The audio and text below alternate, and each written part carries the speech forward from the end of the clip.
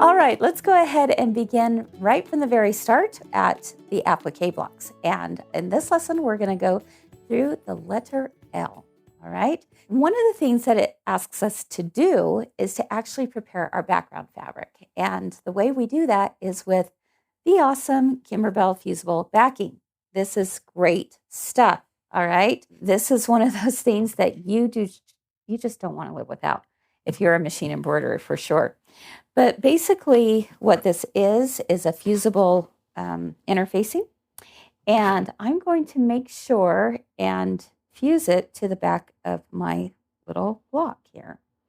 And in order to cut that out, I try to make it really simple by simply placing it on there. And then I just cut it out just like that. It's a great way to actually save time and save product. Now we'll head back over here to my ironing station, and you're going to notice that the shiny side is face up, and that's again against the background, and we're just going to press it in place. Now, one of the things to remember is the reason why we use this product on our backgrounds is because it just adds a little bit more stability to the project. All right, you still have the great drape of the fabric, but it definitely helps reduce puckering with our machine embroidery. Okay. Now that that's prepared, let's go ahead and prepare our hoop. So with this, I'm going to be using the light cutaway mesh stabilizer from Kimberbell. And don't you love these little guys? I'll tell you, these slap bands are awesome because sometimes I simply don't remember what my roll is if I don't have the paper on it, right? So those slap bands help keep it all on track. All right, so you can see here that I'm just cutting my stabilizer to fit my hoop. And now I just place the top of this right down into the bottom hoop, just like that. And all I'm doing, again, simply is hooping the stabilizer only. Now, it's time to talk about what do we need to do to bring those designs into the machine. Well, let's take a closer look at the instructions on page 7 first. You can see here that there are two options for hooping. You can do the block by block quilting if you choose, or you can do option 2, which are different hooping instructions if you'd rather not do the block by block quilting. In today's lesson, I actually am going to use the block by block quilting, and so I need to find this particular design in my machine first. Once that is put into my machine, after that, I'm able to bring in the applique, and now I can do this all as one machine embroidered design. So what exactly does that mean? Let's head over to the machine and take a look. Let's go ahead and wake up this machine, and I'm going to find my embroidery designs in my USB file right there. All right, so it tells me I'm going to use the 4x4 design for the KDQ 254. So I go ahead and touch that and hit set. Now, before I move on to embroidery, I actually want to do one other step, and that is to hit the add button. Go back to my USB file to find my design, and it's right here. KD5130. It's the L in the 4x4. And I'll hit set. Do you see now how the applique has gone on top of my background quilting design? That's exactly what I want. So with that being done, I'm going to go ahead and hit embroidery. All right, I'm ready to start. So let's grab my hoop and take it over to the machine. Now, the first stitch that it's going to do is a placement outline for where to place my batting.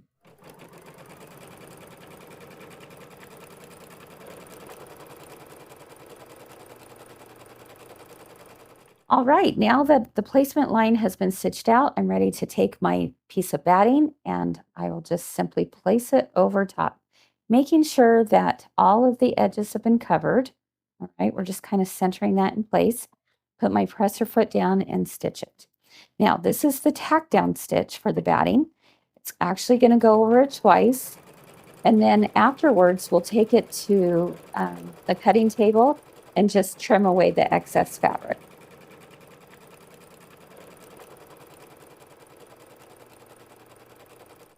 Okay, let's go ahead and remove the hoop very carefully from the machine. Head back over here, and it's time to trim the excess batting. So I'm going to use the Kimberbell scissors to do that, which I absolutely love. And just simply pull this batting aside and just trim along the seam line.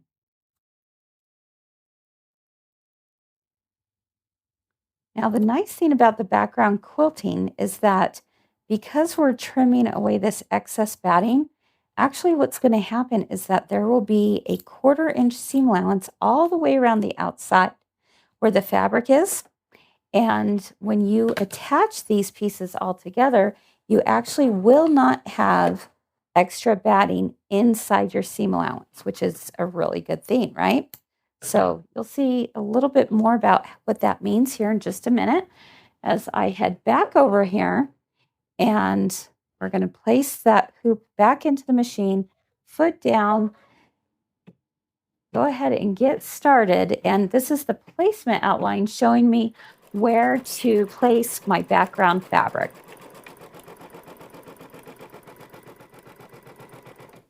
All right, so with this cute polka dot fabric, and we have the fusible backing adhered to the back side of it, I'm going to go ahead and place it over top of that placement outline.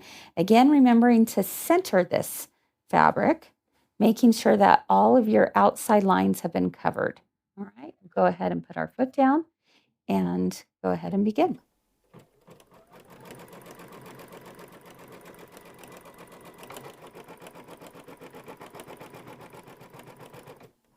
All right, so this is simply gone ahead and tacked down that fabric so it has stayed in place.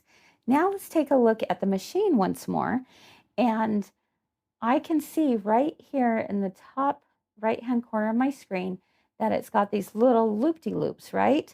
Well, these loop-de-loops are my background quilting, and that's exactly what's going to stitch out next. All right, so make sure whatever thread color you choose is the thread color you want to have the background quilting to be. And it doesn't matter what it is. It's totally your choice. On this one, I'm going to use a little bit darker pink just because I want it to stand out a little bit more. All right, so let's go ahead and stitch that out now.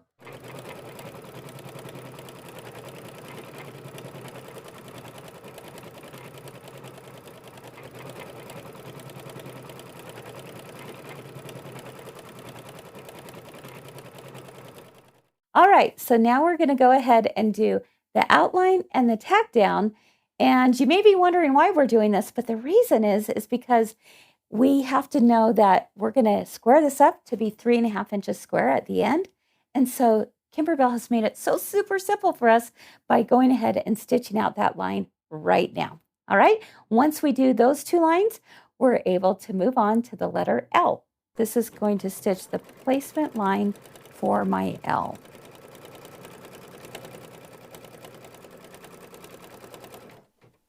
Now I need to take my blue fabric here, and I'm going to simply place it over top of the L outline. All right, so we'll just put it in like that. If you want to use a little bit of Kimberbell paper tape here just to kind of hold it in place, you could certainly do that as well. But I'm going to go ahead and put my foot down right here and hit go. And let's see it stitch out.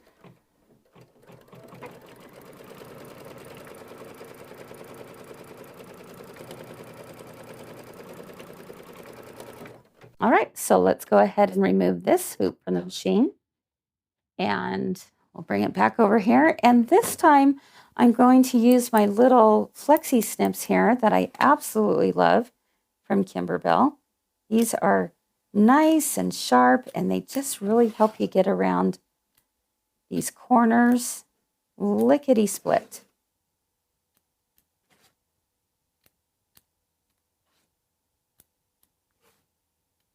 All right, now that that's been trimmed away, it's time to go ahead and we'll finish off with the satin stitch and a top stitch that goes after that.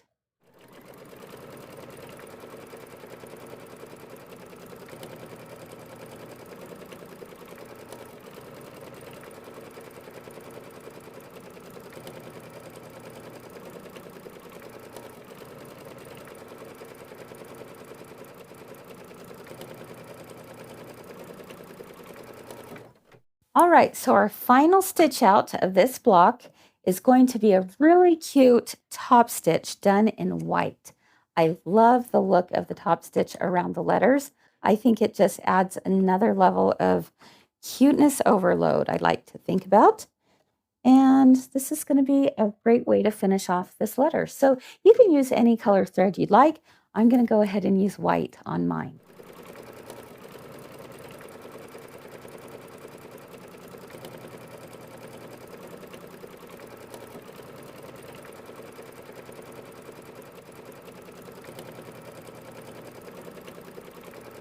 All right, we are finished with our first block. Isn't that so cute? Oh my goodness, I'm so excited to see all this come together, and I can't wait for you to do it as well. Let's do one more thing with this block, and that is to square it up. All right, so I'm going to come right over here, and how do we trim this away? Let's take a look at the trimming instructions found on page 8. Now, it tells us, using the background tack down line trimming guide as a guide, square the block to 3.5 by 3.5 inches. Be sure to measure before you cut because the tack down line may have shrunk during embroidery. So this is really nice because Kimberbell, whether you've done background quilting or not, on this particular block, you're going to have a 3.5 inch square here that we can use to actually trim this away, all right, to square up this block. All right, so I'm going to do what they said and measure 3.5 inches, make sure that we're good. Yep, looks good that way. And let me do it the other way. Yeah, looks perfect. All right, so now this is the square that I'm going to use to trim up. Now, it's not always this way on these blocks. Most of their blocks, might be the 4.5 inches or the 6.5 by 6.5, or maybe the 6.5 by 8.5. There's all different sizes, and that's where we use our orange pop rulers to help us out there. But on these cute little 4 blocks, they've already taken care of that problem for us by having that 3.5 inch square stitched out for us. So pretty handy for sure. All right, there we go. So cute, right? So with this little guy, you're going to end up making 3 more the same size. The heart is going to be the O, right? Makes sense. And then you have the V and the E. And all 4 of those blocks are done the exact same way. So good luck on putting those blocks together. Of course, reach out if you have any questions. Now, next block that we're going to do together is the ladybird. The ladybird, she's so cute with her little shiny crown, right? So what do we need to do for that? Well, let's go ahead and skip forward in our directions to page 19. All right, let's make sure that we have everything set and ready to go. I've got my background square, which is that cute polka dot, and I have lined it with the fusible backing. Very, very important, right? Okay, we have the body. The body is right here, which is a 4 by 5.5 inch. Now, what is the wing going to be? Well, let's go ahead and grab my little wing piece here. All right, so I'll go ahead and grab that one. And then my heart 1 and 2 right here. Got that ready. And now we need to have the glitter crown. Yep, got that right here. And finally, the flexi foam body base, which is right here. And that's what poofs up this little cute bird and really makes it kind of fun and dimensional. All right, so with everything in place there, let's go ahead and take a look at option 1. I'm going to do block by block quilting. And it looks like I'm doing loops again on this one. So let's head over to the machine and go to find that. I need to get out of my current design and embroidery. Go to my USB stick. All right, here we go. It's my 6 by 6 design right there. I'll hit set. And before I hit embroidery, I'm going to hit add. Go to my USB stick once more. And this time I need to find the ladybird. All right, here she is. And I'll go ahead and hit set. All right. So as you can see, the applique has been brought on top of the background quilting, which is exactly what I'm looking for. And I'll hit embroidery. And let's go ahead and take a look at our finished size. It's going to be 6.5 by 6.5. So that means we're actually going to need a larger hoop than we might think. So on this particular one, if you're doing background quilting, you're going to need at least an 8 by 12 hoop size. All right, so let's go ahead and do that. Okay, so first off is the placement outline for the batting.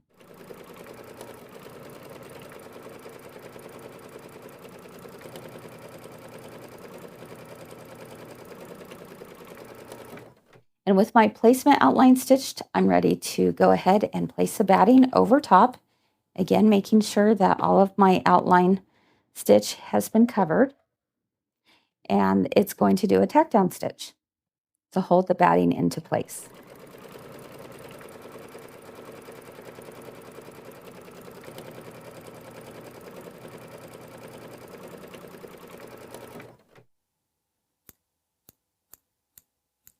Let's trim the excess batting away. And I was a little generous in my batting piece here because I just had a scrap laying around. So that's why I used it. But you can definitely be a little more conservative when you put your batting piece on, not have it as big. All right, there we go. All right, so that's all been stitched into place. And now it's time to take it back to the machine. It's going to do a 1/4 inch stitch all the way around the outside so that I know exactly where to place my background fabric.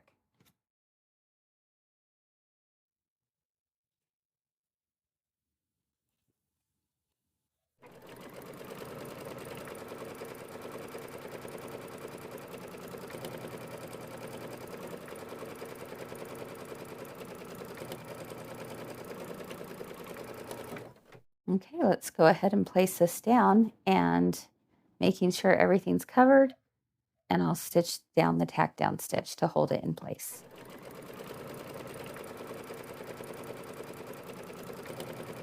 And now it's my favorite time because I get to stitch out the background quilting. Look at all those loops. I'm so excited. Let's do this.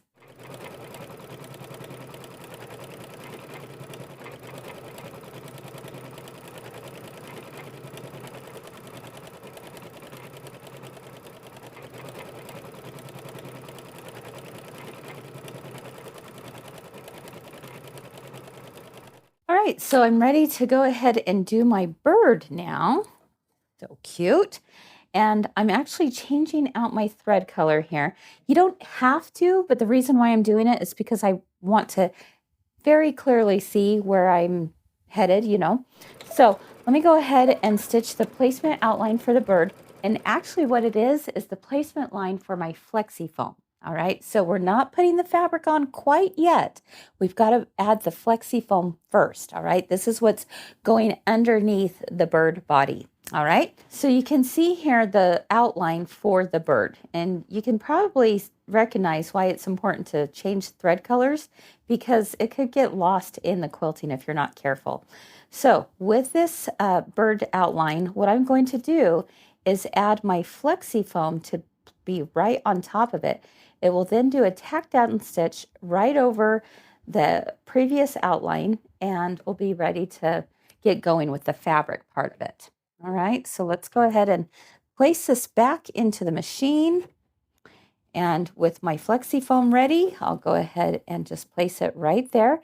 You may want to just hold on to it a little bit while it starts stitching, and then you can go ahead and feel good about it being stitched down.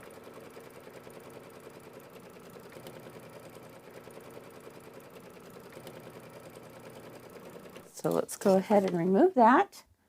Head back over here, and now it's time to cut out the flexi foam. All right, or I should say the excess flexi foam, right? We're just getting nice and close to that. I like to keep the duckbill towards the applique when cutting. It seems to just be able to protect those stitches a little bit more.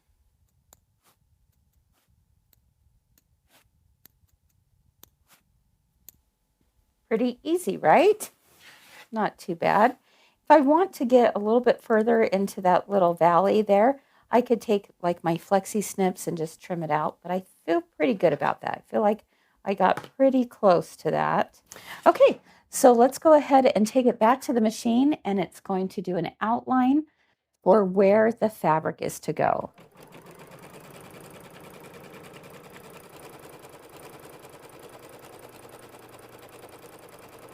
Now I know where to place my blue fabric.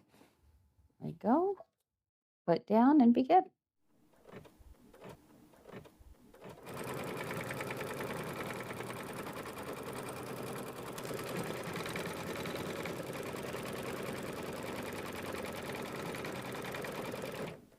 Okay, it's time to trim this away.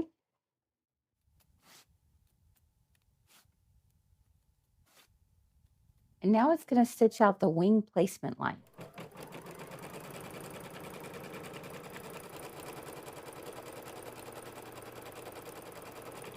Go ahead and place your fabric over top.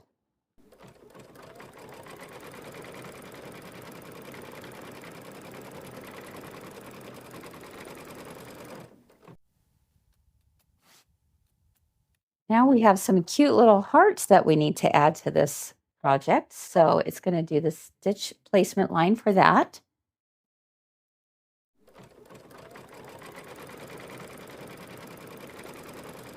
The first one being the blue.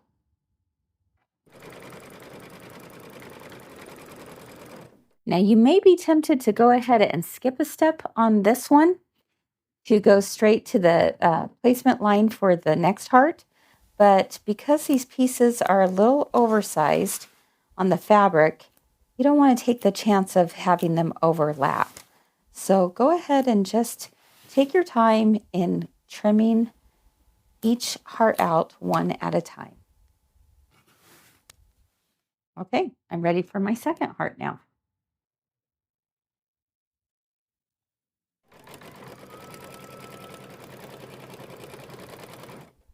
And this time I'll place the pink over the second heart.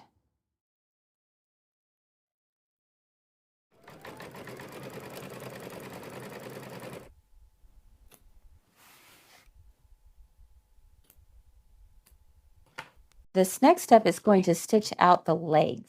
So you can choose any color you'd like for your legs. And on this particular block, I think I'm going to go ahead and use the color black.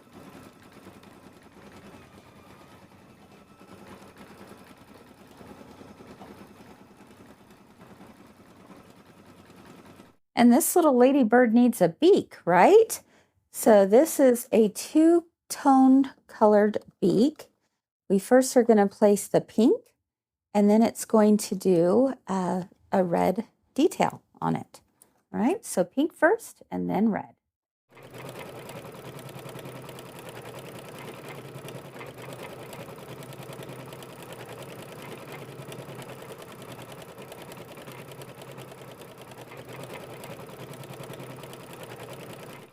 Okay, so now we're going to change over to whatever color you want to use for your bird.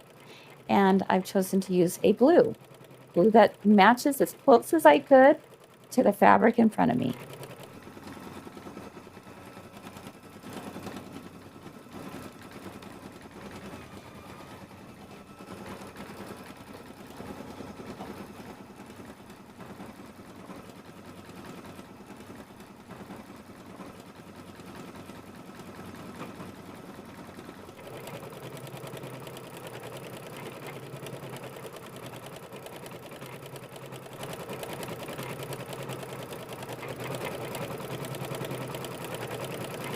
Okay, we're on the final steps here. We are going to do the crown. And so I've replaced my thread with a gold, okay, and it's going to do the little tops of the crown.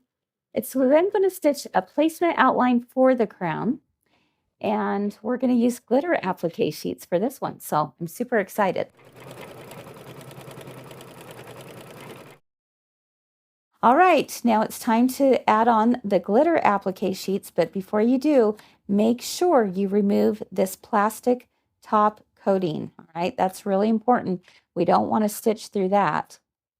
Right, and now I'm just going to go ahead and place this over top of the crown outline, and we'll stitch it down. And this stitch is going to show, so you want to make sure and use a thread color that is going to match or that you want it to be shown. All right, because this is actually the finishing stitch of the crown.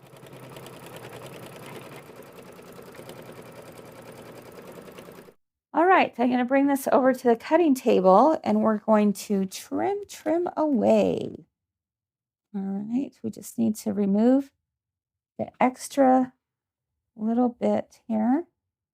It's a little bit tough to see, but you got this. All right, there we go. Okay, so that's completely finished.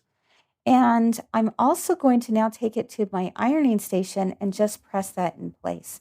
So it just keeps it from poofing up a little bit. So we want to make sure and use some kind of pressing cloth on top of that. We don't want to touch the iron directly to that. So remember that little, plastic piece? I'm going to go ahead and just, take off some of the tackiness of this and then simply place it over top, take my iron, and hold it on there for just a few seconds. Okay, allow that to cool down a little bit. All right, there we go. All right, we've got one final step, and that is to add some lashes to this little ladybird, right? All of us ladies love the lashes. So I'll go ahead and change my thread color here to black. And she is just about finished.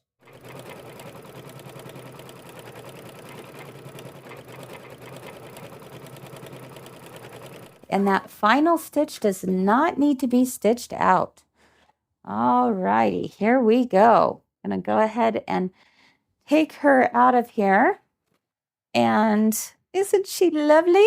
The little lovely bird. Reminds me of a little jingle, right? We have to trim this baby up, right? So it tells us that we're going to square the block to 6.5 by 6.5 inches. So there's a couple things we can do here. One, we could use our orange pop rulers, right? We love those. And this is the 6.5 by 6.5 inch square. I can place that right on top. And if I want to give myself some added space here for my fingertips, I'll just do this. And then I like to put it on a rotating mat and turn it around, put your rotary cutter into that extended channel and just cut away. Or if you've done background quilting, you may have a line that you could follow as well, but you always want to double check your measurements before cutting. And that line is 6.5 inches square. So I'm good on that side. And looks like I am great on that side as well. You always want to double check that before you just assume, because if you assume, then you could be disappointed, right? Never assume that it's correct. And the reason for that is because sometimes, the applique can actually draw the outside fabric in a little bit. Therefore, your outline could be off just a little bit as well. Okay, but I'm going to go ahead and use my ruler and trim this up. There we go. Oh, isn't she so adorable? Oh my goodness, I'm so excited. Let's give her a little haircut here, and there we go. She's just as cute as can be. So our little ladybird is all done. So stinking fun. All right, my friends. I mean, that's as easy as it is. This quilt is going to go together in no time at all. You're going to absolutely have a ball doing it. And let's take another close-up look at this so you can see how this all fits together. Again, everything is just the same as normal. We're going to continue doing those little small bitty blocks here that end up being 3.5 inches sewn together as a 4 patch. And then our 6.5 by 6.5 inch blocks go in next. And it's just as cute as can be. So have fun with this one. I can't wait to see your photos. Make sure and tag us on social media if you would. Our hashtag is My Girlfriend's Quilt Shop. And we would love you to tag Kimberbell as well. I mean, they're the ones who made these adorable designs. And so, of course, we want to give a shout out to them as well. All right, everyone. Happy sewing, happy stitching, happy embroidery, all the things. And I can't wait to see you on our next mini quilt. Bye-bye.